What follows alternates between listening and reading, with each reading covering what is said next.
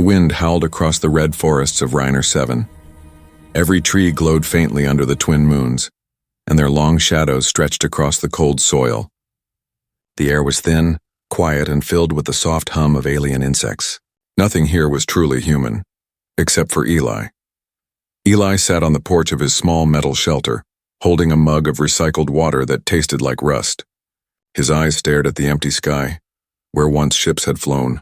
The colony had left this planet years ago, leaving him behind when the evacuation ships were too full. He had chosen to stay, or maybe he had never been given the choice. It didn't matter anymore. He lived alone now, surrounded by endless silence. His radio crackled with static every night, but no human voice ever answered.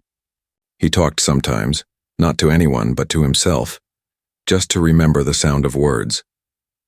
Sometimes he would whisper, "Eli, you're still alive. That's something." And the wind would whisper back through the trees as if answering in another language.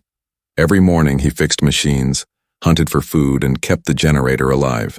Every evening he watched the sun sink behind the crimson hills. Nothing changed until that night. It began with a sound he had never heard before. At first it was faint, a soft cry, distant, almost hidden beneath the wind. Then it came again, sharper, like someone screaming for help. Eli froze. The sound was high-pitched, not human. It echoed from the forest, bouncing between the glowing trunks. He set his mug down and reached for his old plasma rifle. Its charge light flickered weakly, but it still worked, barely. He turned off the lights in his shelter, grabbed his flashlight, and stepped into the night. The forest floor crunched under his boots. Strange spores floated in the air, glowing like fireflies. The sound came again, closer now. A mix of fear and pain. Eli's heart began to beat faster. He hadn't seen another living person or even a large creature in over 2 years. He wondered if he was imagining it. Then he saw movement, a flash of blue light behind the trees. He crouched low and moved quietly between the glowing roots. His flashlight beam cut through the red mist. There, near the edge of a stream, something small was struggling against the mud. It looked like a person, but not quite human. Its skin shimmered like liquid silver. Eli stepped closer, aiming his rifle low. The figure turned, eyes wide with terror. It was a young alien girl, her limbs thin and her face marked with faint glowing lines. She looked no older than a teenager, though he could not guess her species. She was breathing fast, trapped by something metallic, a hunting wire wrapped around her ankle. The wire pulsed with a red light and dug into her skin every time she moved. Her hands were bound too, and she whimpered softly in a language he did not understand. Eli whispered, "It's okay. I'm not going to hurt you." She flinched at his voice. Her eyes glowed brighter, reflecting the beam of his flashlight. He noticed her wounds, deep cuts, burned edges. Whoever set that trap wanted her alive, but not unharmed. Suddenly, a sound burst through the forest, deep voices shouting, followed by the heavy thud of footsteps. They were not human. The words were harsh and broken like growls between words. The hunters were near. Eli looked down at the girl. Her fear told him everything. If he left her, she would die. If he helped her, those creatures would hunt him too. For a second, he hesitated. Survival was hard enough alone. Helping her could mean death. But he remembered something. A face long ago helping him out of wreckage on a burning planet. A voice saying, "Never ignore a cry for help." He clenched his jaw and raised his rifle. "Hold still," he said. With a quick shot, he blasted the wire apart. Sparks flew and the red light died. The girl gasped in shock, staring at him with wide eyes. He helped her stand and she stumbled, weak and limping. More shouts echoed through the trees. Shadows moved, large armored shapes with glowing visors. Eli grabbed the girl's hand. "Move," he shouted. They ran through the forest, dodging roots and beams of light. Laser shots hit the ground around them, throwing up dust and fire. Eli fired back once, hitting a pursuer's shoulder and sending it crashing down. Ahead, he saw the faint metal roof of his bunker. "Almost there," he shouted. They dove inside as another bolt struck the door, leaving a smoking hole. Eli slammed the lock shut and turned off every light. Both of them breathed hard, the sound of their hearts filling the darkness. The girl looked at him, still shaking, still afraid. He nodded once. "You're safe here," he said. Outside, the hunters' voices echoed once more, searching, waiting. Eli looked at the girl and realized his lonely life had just ended. He didn't know who she was or why they wanted her, but one thing was certain. His quiet world was about to change forever. The night was heavy and still. Only the soft hum of the bunker's air system broke the silence. The alien girl sat near the metal wall, her knees drawn close to her chest. The blue glow of her skin dimmed, fading like dying firelight. Eli watched her from across the small room. His old soldier's jacket hung loosely on his shoulders, dusty and torn. He didn't know what to say. He hadn't spoken to another being in years, and now an injured alien sat only a few steps away, staring at him with eyes that seemed too bright for this dark world. He broke the silence first. "You can talk?" he asked gently. She didn't reply. Her eyes darted around, studying the strange human tools. The shelves, the blinking lights, the rifle leaning against the wall. Her breathing was slow, careful like a small animal watching for danger. Eli sighed and sat down on an old metal crate. "Great," he muttered. "Saved you from the hunters and now you think I'm one of them." He opened a small med kit and took out a roll of bandage. "You're bleeding," he said, nodding to her leg. She hesitated, then slowly extended her foot. The wound was deep. The wire had cut straight through her soft blue skin. Eli cleaned it and wrapped the bandage gently. Her body tensed at first, but when the pain eased, she looked at him with quiet confusion. "There," he said softly. "Better than nothing." For a few moments, they sat in silence again. Then she spoke, her voice low and musical, the words hard to understand. "Why help me, human?" The word human sounded strange on her tongue, almost like an insult. Eli shrugged. "Because I don't like seeing anyone in chains." She frowned, studying him. "You are alone," she said slowly. "No tribe, no bond." He gave a bitter laugh. "Yeah, that's me. The last human on this rock." She tilted her head, trying to understand. "Why?" Eli looked away. "They left. All of them. Took the ships and went home. I stayed to finish some work, but..." He stopped himself, shaking his head. "Doesn't matter now." Her eyes softened a little. "My name is Sierra," she said quietly. He nodded. "Eli," she repeated it once, as if testing the shape of the word. "Eli." Then she glanced at the door, her glow flickering brighter for a second. "Hunters. They come again." "I know," Eli said. "They don't give up easily." He stood and checked his rifle, adjusting the power cell. "Who are they? What do they want with you?" Sierra's face darkened. "They are Cathor, not my people. They hunt my kind for trade." "Trade?" Eli frowned. "You mean slavery?" She nodded, her eyes hard. "They sell Varen hearts. Light inside us is strong energy. Worth much to others." Eli froze. "They kill you for that?" "Yes," she said simply. "For them, my people are not people." For a moment, Eli felt sick. He had seen terrible things in wars before, but this, hunting a living being for her light, made his stomach twist. He looked at her and said quietly, "Not while I'm alive." She blinked. "You will fight them?" Eli gave a half smile. "Looks like I already did." The bunker shook suddenly in a distant explosion. Dust fell from the ceiling. Sierra flinched, pressing her hands over her ears. Eli ran to the control screen. One of the outer motion sensors was flashing red. "They found the trail," he muttered. "They'll be here by dawn." He turned back to her. "Can you run?" She stood, still weak but determined. "I can." Eli grabbed a backpack and began packing quickly.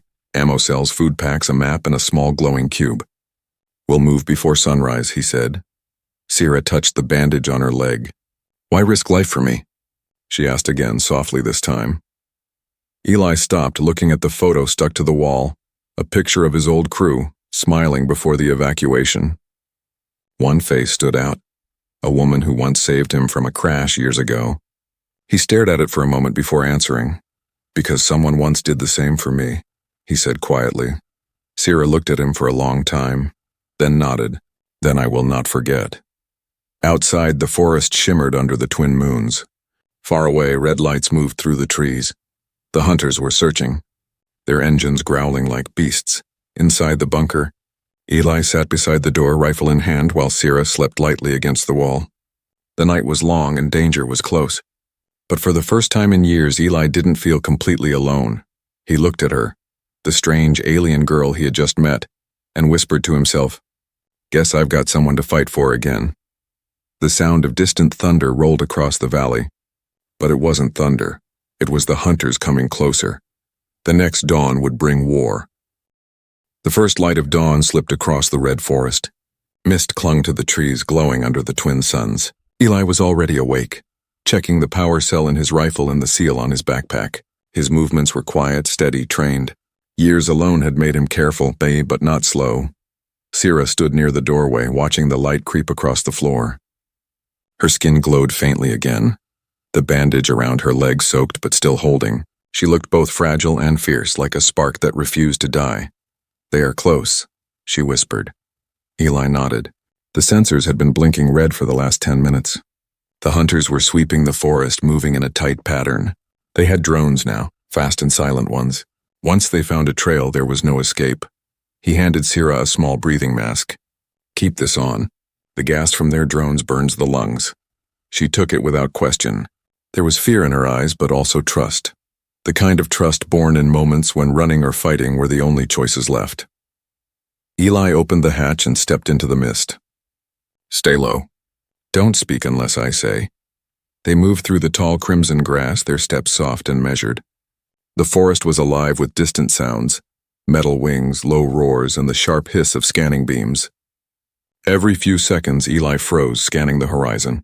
Sira followed his lead perfectly. She didn't complain, even when the pain in her leg made her stumble. Her glow dimmed to a faint shimmer, blending her with the red fog. Eli almost admired her control. She was quiet, quick, and brave. Then came the sound he dreaded, the high-pitched whine of a drone. It was close, flying low above the trees. Its sensor light flashed across the forest floor. Eli pushed Sira down behind a rock and held her still. The beam of light swept over them, paused for a second, then moved on. He waited until the sound faded before exhaling. "That was close," he muttered. Sira tilted her head. "They will send more." "Yeah," Eli said grimly. "They always do." They kept moving east toward the canyon where Eli had once stored a damaged shuttle. It couldn't fly anymore, but it had power cells, strong enough to make a defense. If they could reach it, maybe they could make a stand. But the hunters were faster than he thought. The next attack came without warning. The ground ahead exploded. A shockwave of red dust threw them both back. Eli hit the dirt hard, rolling behind a log. Sira cried out, shielding her face from the debris. Through the smoke, 3 armored figures appeared, tall, heavy, and armed with plasma spears.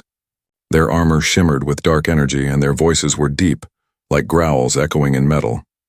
Eli fired first, a quick burst from his rifle. One hunter went down, its armor cracking. The other 2 spread out, circling fast. Sira crawled behind a tree, clutching a fallen branch that glowed faintly blue. "Stay down," Eli shouted, reloading. The second hunter lunged, but Eli sidestepped, slammed the butt of his rifle into its helmet, and fired point blank. The creature fell, smoking and silent. But the third one was fast, too fast. It jumped over the log, swinging its spear. Eli barely dodged the strike. The spear hit the ground beside him, burning a deep hole into the soil. The hunter roared, grabbing him by the collar and lifting him off his feet. Before it could strike again, Sira screamed, a sharp, piercing sound that made the air vibrate. Her eyes flashed bright white, and the branch in her hand exploded with light.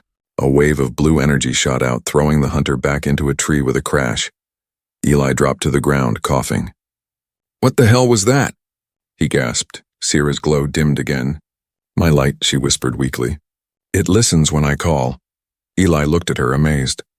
"Remind me never to make you angry." They didn't wait. He grabbed her hand and they ran again, deeper into the forest, past burning trees and broken drones. Behind them, more voices rose. The hunters had found their fallen. They were coming fast now, hundreds of footsteps shaking the ground. After what felt like hours, they reached the canyon edge. Below, the wreck of Eli's old shuttle lay half buried in red dust. "This is it," he said, breathing hard. "Home sweet home?" Sira looked at it with wide eyes. "Can it fly?" Eli shook his head. "No, but it can bite." He jumped down into the wreck and powered up the defense grid, an old system of auto turrets and mines. The machine hummed weakly to life. "Not much juice left," he muttered. "Let's hope it's enough." Sira limped inside, her glow barely visible now. "They will not stop," she said quietly. Eli nodded. "Then we won't either." The sound of the hunters grew louder, closer, and until the ground itself seemed to tremble. Eli loaded the last power cell into his rifle and looked at her. "Stay behind me," he said. "If they want you, they'll have to go through me first." Sierra met his eyes, her voice soft but steady. "Then they will learn what human courage means." The first laser bolt hit the wreck's hull, sparking fire into the dawn. The chase was over. The real fight was about to begin. The wrecked shuttle sat silent in the canyon, half buried in red dust. Smoke rose from its broken engines, curling up toward the darkening sky.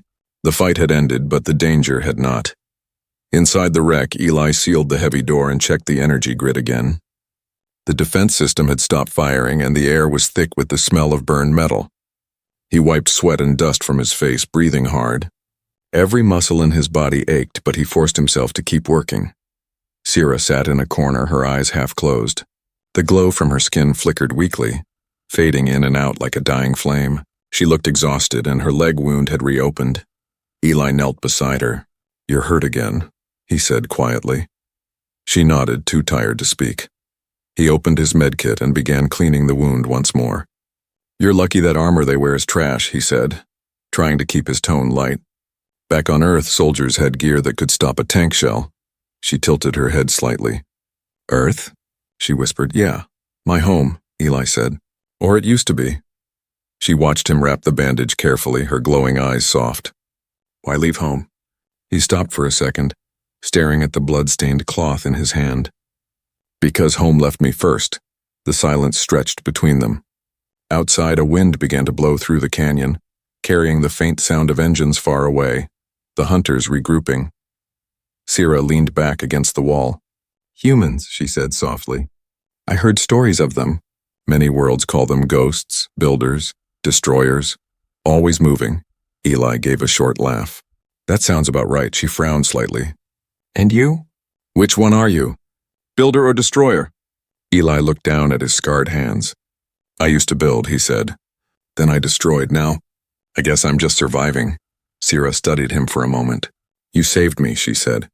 "That is more than surviving." Eli didn't answer. He stood and moved to the small control panel near the door. The radar screen flickered, showing faint red dots moving closer through the forest. "They're searching again," he said. "They'll come by nightfall." Sierra's eyes darkened. "Then we fight again." Eli looked back at her, shaking his head. "You can barely stand. We can't win a direct fight. We'll have to outsmart them." He switched on a small projector, showing a 3D map of the canyon. "See this ridge?" he said, pointing. "If they come through here, I can overload the reactor. It'll blast the whole slope down. Might buy us time." Sierra frowned. "And if it fails?" Eli smiled faintly. "Then we both glow like fireworks." For a moment she stared at him, then laughed softly, the sound like a clear bell in the dusty air. It was the first time he had heard her laugh.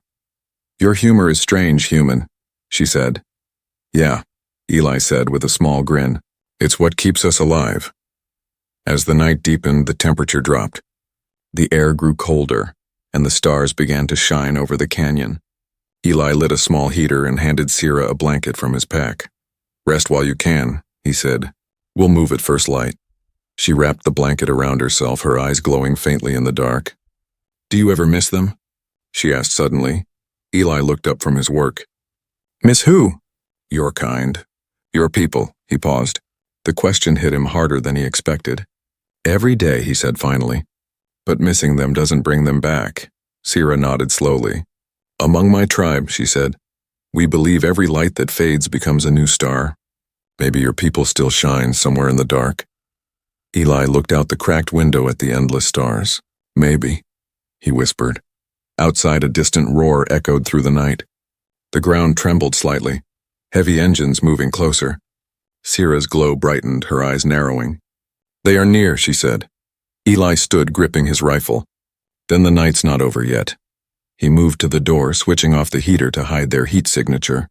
The cold rushed in again, biting at their skin. "Stay behind me," he said softly. Sierra stood beside him anyway. "No, I stay with you." Their eyes met, human brown against alien blue, and for the first time, they both understood what the other had lost. The night outside cracked with another distant explosion.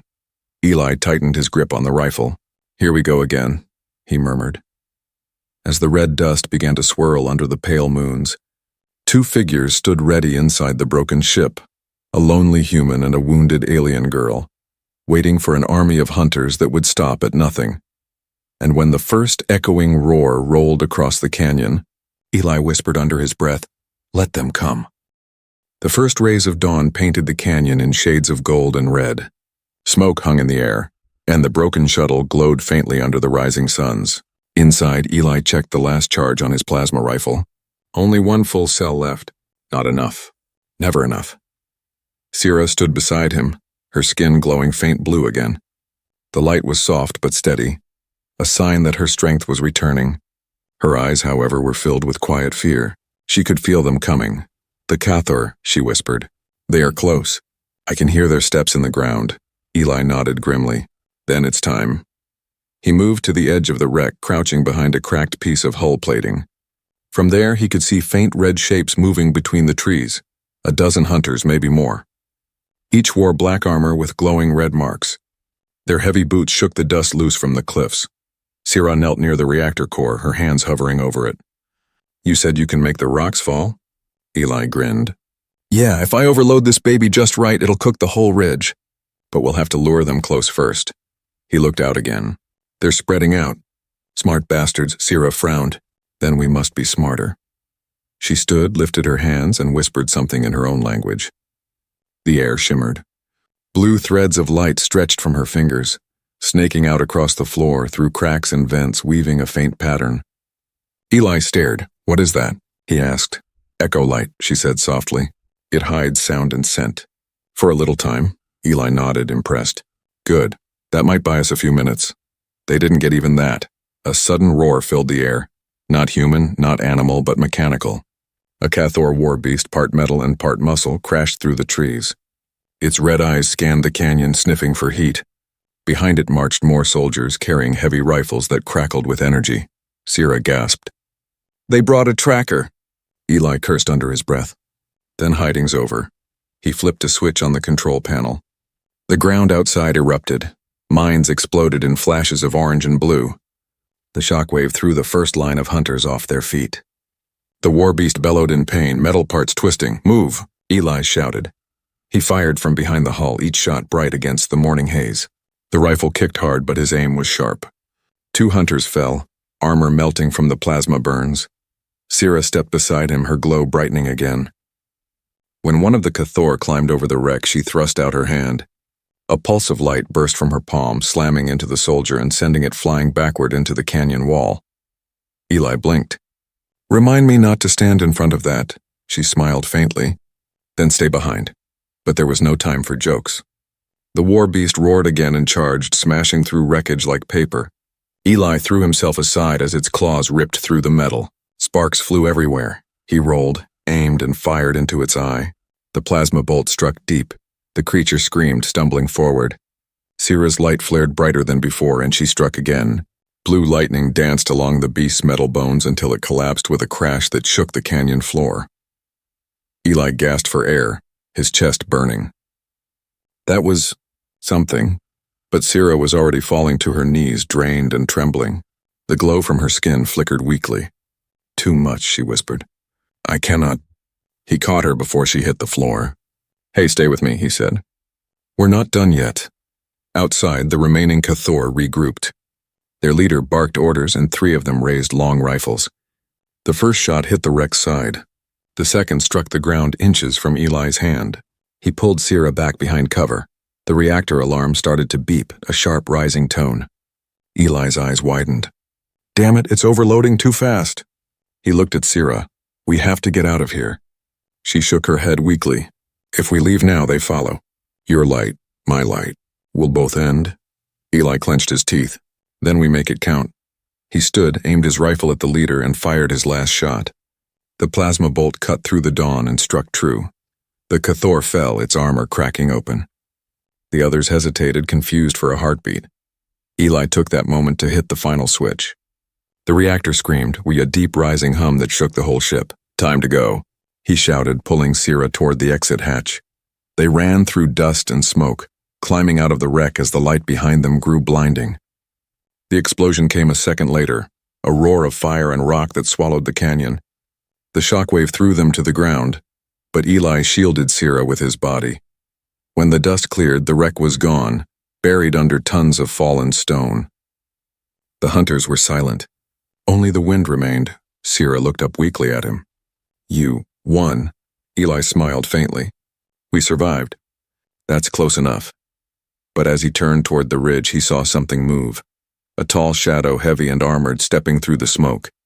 Sierra's eyes widened in fear. "No," she whispered. "That is not a hunter." Eli raised his rifle even though it was empty. A deep, calm voice spoke through the smoke. "You touched her. You fought for her. Human. You have no idea what you've done." The figure stepped into the light. Taller, stronger, and marked with the Varan tribe's crest. Sierra's voice trembled. "Kyle, my tribe's fiercest warrior." Smoke still rose from the shattered canyon. The red morning light spilled across the wreckage like fire on metal. Eli stood coughing through the dust, his hands shaking from the shock of the blast. His rifle was empty, his armor cracked, and his ears rang from the explosion. Sierra stirred beside him, weak but alive. Her blue glow pulsed faintly, like the heartbeat of a fading star. She looked up and froze. Through the smoke, a tall figure approached step by step. The ground seemed to tremble under his boots.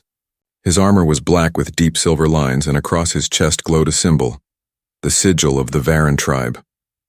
Sierra whispered, her voice barely audible. "Kyle." Eli turned, raising his broken rifle. "Friend of yours?" He muttered, her eyes were wide with fear. "He is my tribe's war chief, the fiercest of all our kind." Kale stopped a few meters away, his blade drawn. It shimmered with blue light that curved like fire along its edge. His face, partly hidden by a mask, was expressionless. Only his eyes, cold and sharp, that locked onto Eli. "You," Kale said, his voice low and heavy. "Human, you dare touch a Varan daughter." Eli lowered the weapon slightly. She was bleeding to death. "I saved her." Kale's voice hardened. "You interfere with what you do not understand." Sierra tried to stand, her leg trembling. "Kale, stop!" "He helped me. Without him, I would be dead." Kale ignored her. "A human's help comes with a price. Always a price." Eli took a step forward, anger flashing across his face. "You think I did this for reward? You weren't there, pal. Those hunters would have ripped her apart." Kale's eyes narrowed. "And yet here she stands beside you, wrapped in your mark. The light of her spirit weakened because of you." Sierra's glow flickered. "No, he did not harm me." Kale raised his sword, the light along its blade growing brighter. "Enough, you will return to the tribe." "This one's fate is mine to decide." Eli steadied his stance. "If you want to drag her away, you'll have to go through me." The canyon fell silent for a long moment. The dust swirled between them like smoke from a dying fire. Kale tilted his head slightly. "You would fight me, human? With what, your broken gun?" Eli dropped the rifle and clenched his fists. "Don't need it." The Varan warrior almost smiled. "Then come." He moved first, a blur of speed and power. His sword sliced through the air where Eli's head had been a second earlier. Eli rolled to the side, grabbing a metal pipe from the wreckage. Sparks flew as the two clashed, steel against alien light. Kyle was stronger, faster, trained from birth to fight. Every strike shook Eli's bones. But Eli had something Kale didn't. Years of war, years of surviving impossible odds. He ducked under a swing and slammed the pipe into Kale's armor. It dented but didn't break. Kale struck back, the flat of his blade catching Eli in the chest. Eli fell hard, gasping for breath. "Enough," Kale said coldly. "You've proven your courage, but courage cannot replace strength." He lifted his blade for the final blow, then froze. Sierra had stepped between them, arms spread wide, her glow flaring bright again. "Stop, Kale," she cried. "He saved my life. He fought the Cathor alone. He bled for me." Kale's sword trembled in his hand. "He fought the hunters?" "Yes," she shouted. "Would your warriors have done the same for a stranger?" For a moment, Kale said nothing. Then slowly he lowered his weapon. Eli sat up, clutching his ribs. "You done swinging that thing?" Kale's gaze shifted to him. "You risked your life for one not of your kind. Few among any race would do that." Eli managed a faint grin. "Guess humans are just bad at minding their own business." Kale's eyes softened slightly, a flicker of respect. "Perhaps. Or perhaps your heart is stronger than your body." He looked at Sierra. Your light is weak. We will take you home. The healers can restore what the hunters took. Sierra glanced at Eli, her expression torn. And him? Kyle paused. He is not our enemy, but his kind once were. Still, he has earned my word. No harm will come to him. Eli stood slowly, pain shooting through his chest. That's a start. Kyle stepped closer and extended his hand, not as a threat but as a warrior's gesture. You have my respect, human. Eli hesitated, then took the hand. The grip was strong, almost crushing, but honest. Sierra smiled weakly, relief washing over her face. For the first time since she met Eli, her glow brightened with warmth, not fear. Kale turned toward the forest. Come. The way is long and more hunters may rise with the next sun. As Sierra and Kale began to walk, Eli looked back at the canyon, the wreck, the smoke, the quiet field of battle. He had survived again, but something deep inside him knew this wasn't the end, because the fiercest warrior of the Varen had seen something in him, something dangerous, something human. And the stars above seemed to whisper that this meeting was only the beginning of a far greater storm. The sun was rising again. Over the red forests of Reiner 7, the wind carried the smell of burnt metal and dust from the canyon below. Birds, strange, silver-winged things, flew in circles above the wreckage that had once been Eli's bunker. He stood at the edge of the ridge, watching the light creep across the sky. His clothes were torn, his ribs ached, and his rifle was gone. But he was alive. Somehow, again, alive. Behind him, Sierra and Kale spoke in quiet tones. The warrior's armor shimmered under the morning sun, while Sierra's glow returned slowly, brighter now, steadier. Her tribe had sent a small rescue craft, which now waited in the open clearing beyond the trees. Its sleek blue frame hummed softly, a sound Eli had not heard in years, the sound of real technology, of life beyond survival. Kale approached him first. The tribe offers you safe passage, human, he said. You may come with us. You would be honored as a guest of the Varen. Eli looked at the craft and then back at the horizon. The idea of leaving Reiner 7 stirred something deep inside him. Hope, maybe. Or fear of what that hope meant. I appreciate that, he said quietly. But I don't belong in your world. Sierra stepped forward, her expression soft but firm. You belong where courage is valued. My people need to see what I saw, that not all light comes from stars. Eli smiled faintly. Nice words. But your people might not see it that way. To them, I'm still the stranger who touched their daughter. Kyle's eyes glinted with a hint of humor. Perhaps. But they will listen to me. Eli looked down at his hands. Rough, scarred, trembling slightly. I spent years here thinking I was the last human alive. I built walls, I counted days, I waited for nothing. Then one scream in the forest changed everything. He looked at Sierra. You gave me a reason to care again. Sierra's eyes glowed brighter. And you gave me life. That is a bond that even stars remember. For a long moment, silence hung between them. The red wind brushed their hair, whispering softly through the trees. Finally, Eli spoke again. If I come with you, what happens next? Kale folded his arms. You would be tested, judged by our elders, perhaps accepted. Perhaps not. Eli chuckled lightly. You make it sound like fun. Sierra stepped closer.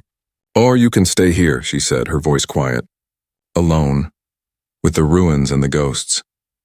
Eli's eyes drifted toward the sky, the place where stars still burned, where ships once crossed between worlds. He had dreamed of leaving this planet every night for years, but now faced with the chance, he hesitated. Maybe it wasn't fear. Maybe it was the strange peace that comes after endless struggle, the feeling that the fight had finally meant something. He sighed. You know, I always thought being human meant surviving, just staying alive. But maybe it's more than that. Maybe it's about what we leave behind, the things we fix, the lives we save. Sierra smiled. Then come with us. Fix what is broken. Help my people understand yours. Kale gave a single nod. You fought with honor. That is enough for me. Eli looked between them, his heart heavy but clear. The old loneliness tugged at him. The years of silence, the quiet nights under twin moons.